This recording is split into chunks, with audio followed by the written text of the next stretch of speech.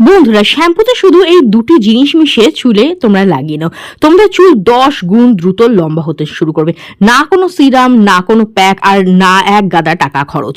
বাড়িতে থাকা জিনিসগুলো দিয়েই কিভাবে তোমরা তোমাদের চুলকে দ্রুত লম্বা, ঘন, কালো, মজবুত, সুন্দর করতে পারো, আজকে আমি তোমাদের সঙ্গে সেটাই শেয়ার করব। বন্ধুরা, আজকের এই রেমেডিটা তোমাদের চুলকে দ্রুত লম্বা করতে সাহায্য করবে, থেমে যাওয়া হেয়ার গ্রোথকেও বুস্ট করবে। এই রেমেডিটা 500 জনের মতো ট্রাই করেছে এবং তারপরে তাদের যে রেজাল্ট এসেছে না, সেটা আমার সঙ্গে শেয়ার করেছে।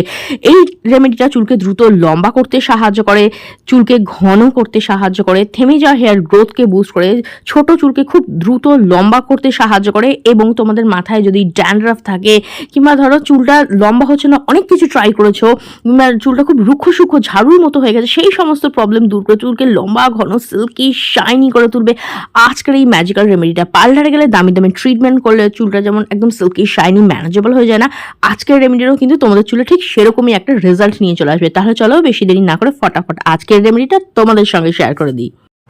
তো এর জন্য আমাদের সবার প্রথমে যে জিনিসটা লাগবে সেটা হচ্ছে চিনি। হ্যাঁ, যেই চিনি আমরা খাবার জন্য ব্যবহার করি না, ঠিক সেই চিনি কিন্তু আমরা আমাদের চুলের জন্য ব্যবহার করব।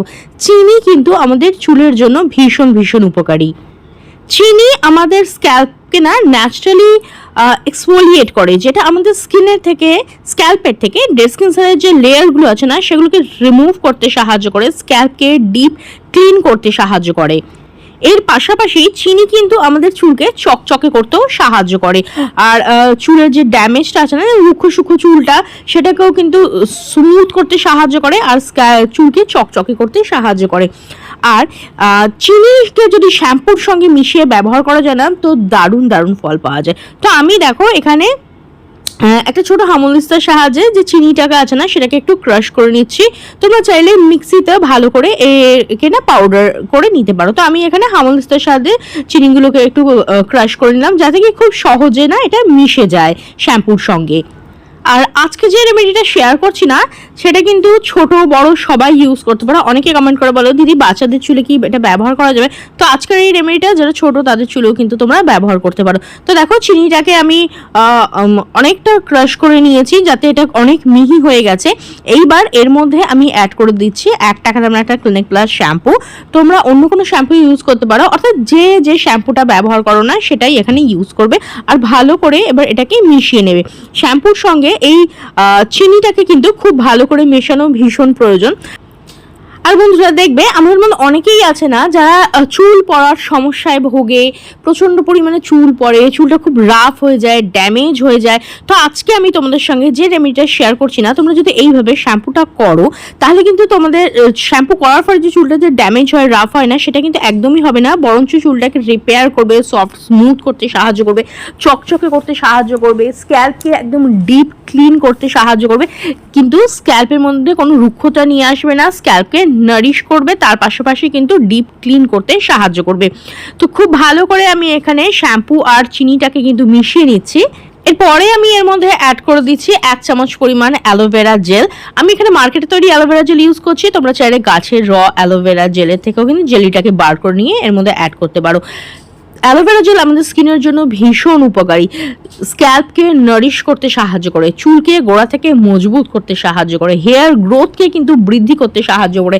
তার পাশাপাশি যে রুক্ষ সূক্ষ্ম চুল আছে, ড্যামেজ চুল আছে, কিংবা ধরো দুমুখ চুল ফেটে যাচ্ছে, ঝরে যাচ্ছে, এই সমস্ত সমস্যাকে কিন্তু অ্যালোভেরা জেল দূর করতে সাহায্য করে। আর এই গরমে স্ক্যাল্পকে ঠান্ডা রাখতে সাহায্য করে, এবং তোমাদের স্ক্যাল্পে যদি ইচিনেস থাকে সেটাকে কিন্তু দূর করতে সাহায্য করে, আর চুলকে গোড়া থেকে পুষ্টি যোগায়, মজবুত করে। এরপর আমি এর মধ্যে অ্যাড করে দেবো একটা ভিটামিন ই ক্যাপসুলের অয়েল। এটা হচ্ছে ইভিয়ান 400 ভিটামিন ই ক্যাপসুল, যেটা খুব সহজেই তোমরা ওষুধের দোকানে পেয়ে যাবে। ভিটামিন ই কি করে, আমাদের চুলকে গোড়া থেকে মজবুত করতে সাহায্য করে, চুল ঝরা পড়াকে কম করতে সাহায্য করে, যে দুমুখ চুল আছে, চুল ফেটে যাচ্ছে, চুল ভেঙে পড়ছে, ডগা থেকে ফেটে যাচ্ছে, এই সমস্ত সমস্যাকে দূর করতে সাহায্য করে, চুলকে গোড়া থেকে মজবুত করে, চুল পড়াকে বন্ধ করতে সাহায্য করে, এবং ড্যামেজ যে চুলগুলো আছে সেটাকে রিপেয়ার করতে সাহায্য করে। দেখো খুব ভালো করে মিশিয়ে নিয়েছি। এইবার এর মধ্যে সামান্য একটু পরিমাণে জল মিশিয়ে দিচ্ছি। যে জল তোমরা খাওয়ার জন্য ইউজ করো সেই জলই এখানে কিন্তু ব্যবহার করবে। এবার দেখো খুব ভালো করে মিক্স করে নিচ্ছি, তাহলেই কিন্তু আমাদের এই DIY হেয়ার গ্রোথ শ্যাম্পুটা একদম রেডি হয়ে যায়।